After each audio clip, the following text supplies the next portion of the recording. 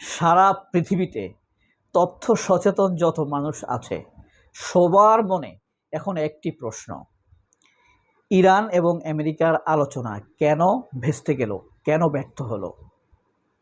তাহলে কি এখন আবার সংঘাত চলবে?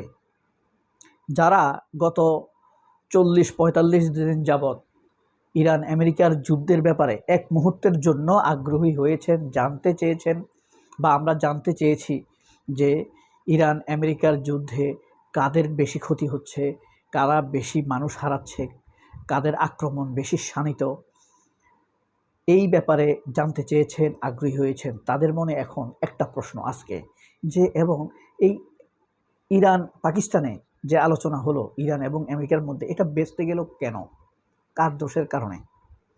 এটা কিন্তু সবার মনে এই প্রশ্নটা আছে।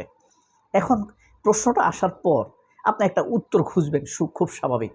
আমাকে এই ব্যাপারে অনেকে প্রশ্ন করে, আমি ভেবে দেখলাম এই প্রশ্নের একটা সলিড উত্তর আছে। সেটা হলো, আলোচনায় বসার আগ থেকেই ইরান এবং আমেরিকা উভয়ই দাবি করছে তারা জিতেছে। ইরানও মিছিল করেছে নিজের দেশে, তারা বিজয়ী। আবার আমেরিকার ডোনাল্ড ট্রাম্পও বারবার বলছেন আমরা বিজয়ী, ডোনাল্ড ট্রাম্প বিজয়ী।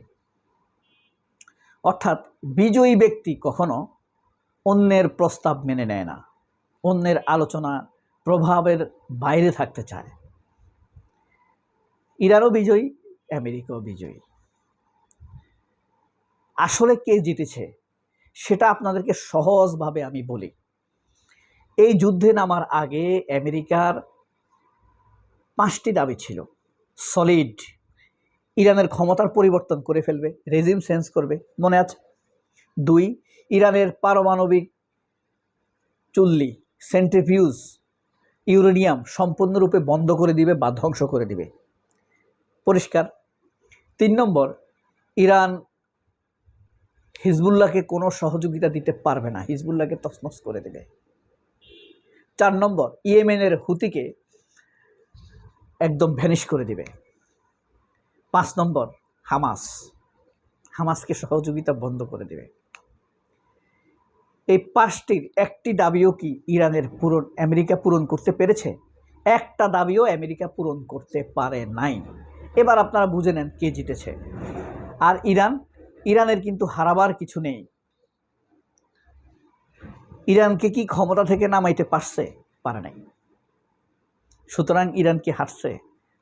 হারে নাই। তবে কে জিতেছে? কেউ জিতে নাই। আমার কথা হলো, যুদ্ধ রক্তপাত ব্যতীত হয় না, ধ্বংস ব্যতীত হয় না। লক্ষ্য অর্জনটাই যুদ্ধের বিজয়।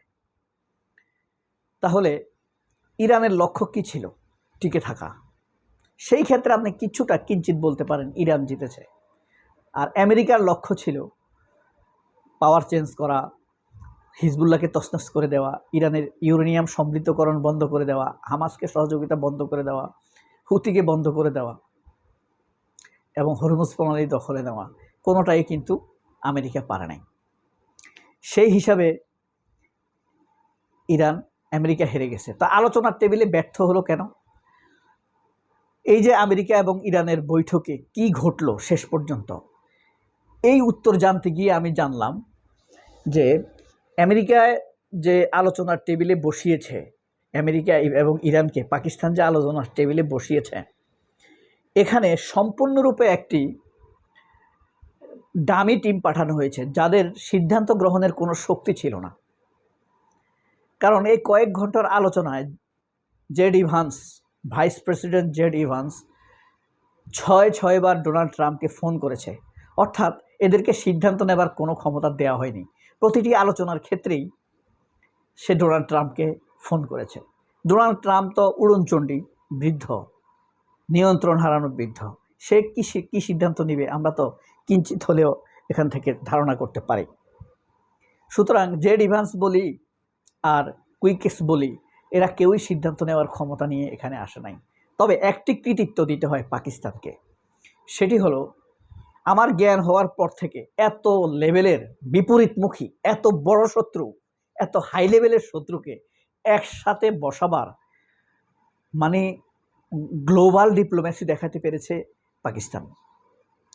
তাদেরকে একসাথে বসাতে পেরেছে, এটাই একটা বড় কূটনীতি, এটা একটা বড় সাফল্য, এটার অর্জন পাকিস্তান পাবে।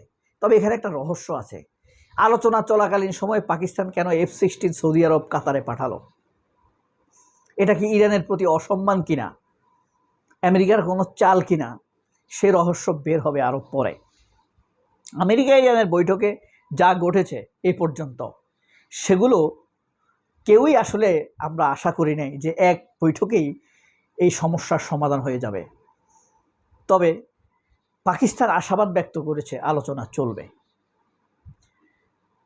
এটা একটা বড় সাফল্য। তবে দুই পক্ষের মধ্যে একটা আলোচনা হয়েছে, এটাই একটা বড় সাফল্য পাকিস্তানের জন্য, এবং শান্তির প্রতি দুই পক্ষেরই একটা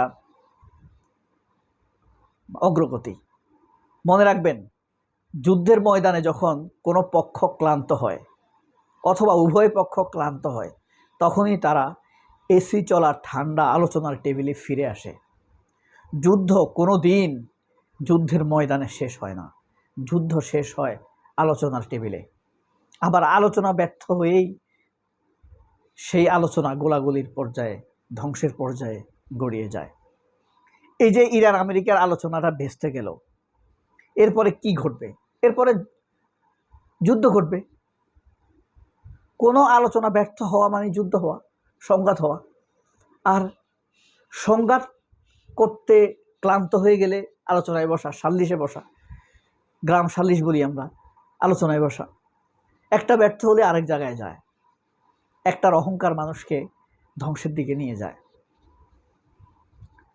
তো এই যে যুদ্ধ সংঘাত, কার কি অর্জন? এখন কি হবে?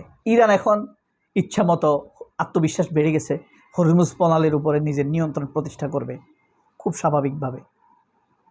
ইচ্ছা মতো কর বসাবে, ট্যাক্স বসাবে। এক একটি জাহাজে, মানে জায়ান্ট জাহাজে কমপক্ষে $20 মিলিয়ন পর্যন্ত সে কর বসাতে পারে। সে এখন টাকা কামাবে। এমন কি হতে পারে? আমেরিকা গোপনে ইরানকে বলল, তুমি যত ট্যাক্স বসাবা, কর বসাবা, তার 20% আমাকে দিয়ে দিবা। এরকম সমঝোতা কি গোপনে ইরানের সাথে হতে পারে? বিজনেস ইজ বিজনেস, তবুও এমনটা হবে না। তো অসীম মনির, আমরা তো অ্যাক্সিডেন্টাল প্রাইম মিনিস্টার বলতাম এই শাহবাজ শরীফকে, তারেক রহমানকেও আমরা অ্যাক্সিডেন্টাল প্রাইম মিনিস্টার বলি। Accidental prime minister, this is not prime minister earn, অর্জিত না গুণ দ্বারা, দিস ইজ অ্যাক্সিডেন্টাল। সবাই অনেক ভালো থাকবেন। আল্লাহ হাফেজ, আসসালামু আলাইকুম।